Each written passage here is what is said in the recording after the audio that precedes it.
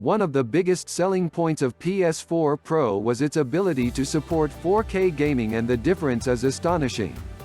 Playing God of War or Destiny 2 on a PS4 Pro connected to a 4K TV versus the same games running on a PS4 connected to a HD TV are two vastly different experiences.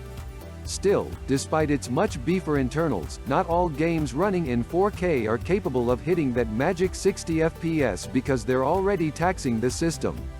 With PS5, hitting that number will likely be a breeze, but the console is also expected to support 8K. Peter Rubin from Wired when talking with Mark Cerny. While that's true, we don't know what exactly that entails. 8K TVs are hardly widely available, and those that are in the market are extremely expensive, so chances are that by the time PS5 launches next year, that their market share will remain extremely low, likely in single digits at best.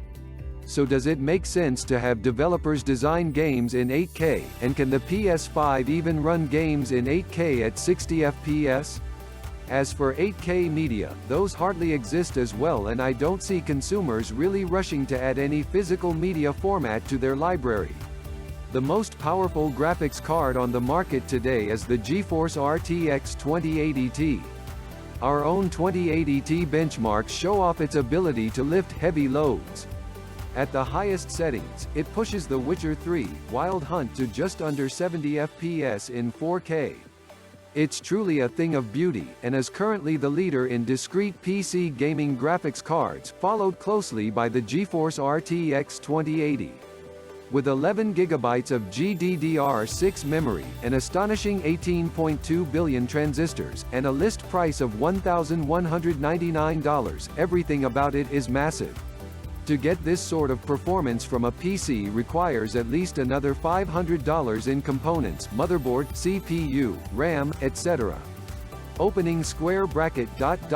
closing square bracket. The PS5 will most certainly support the HDMI 2.1 standard, which supports 4K resolution at a 120 Hz refresh rate or 8K at 60 Hz. It wouldn't be a lie to say any device with HDMI 2.1 supports 8K video. Opening square bracket ... closing square bracket. It's also possible it will use some of the tricks used by the PS4 Pro, updated to render 8K graphics for PS5. Using techniques like checkerboarding to conserve bandwidth, the PS4 Pro doesn't actually produce a true 4K picture. There's no reason to think Sony couldn't improve on and implement a similar system for a hypothetical 8K console. As Seth notes, the exclusive article by Wired only mentioned 8K once, and it's never really been brought up again, so we're all going on scraps here, including Wired. So what's the most likely outcome?